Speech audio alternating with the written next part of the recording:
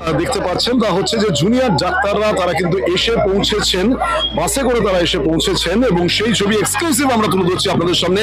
কালীঘাট চত্বর কানায় কানায় নিরাপত্তা করা বেষ্টনী, রাত পোহালে সুপ্রিম কোর্টের শুনানি রয়েছে। তার আগে আজকের এই বৈঠক হবে কি হবে না, জুনিয়র ডাক্তাররা আসবেন কি আসবেন না, সেই নিয়ে কিন্তু একটা ধোঁয়াশা ছিল। অবশেষে জুনিয়র ডাক্তার এসছেন, সেই বাস ইতিমধ্যে ঢুকছে কালীঘাটের একেবারে রাজ্যের মুখ্যমন্ত্রী মমতা বন্দ্যোপাধ্যায়ের বাড়িতে। আপনারা দেখতে পাচ্ছেন সেই ছবি আমরা তুলে ধরছি আপনাদের সামনে।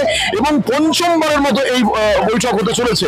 জুনিয়র ডাক্তাররা তিনটি যে শর্ত দিয়েছে রাজ্য সরকারের তরফে, রাজ্য সরকারের তরফে অবশেষে সেই চিঠি পৌঁছে যায় জুনিয়র ডাক্তারদের কাছে।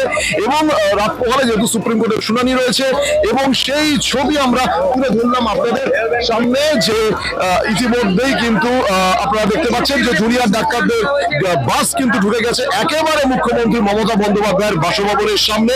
বৈঠকে কি হয় এখন সেই দিকে নজর থাকছে গোটা রাজ্যবাসী।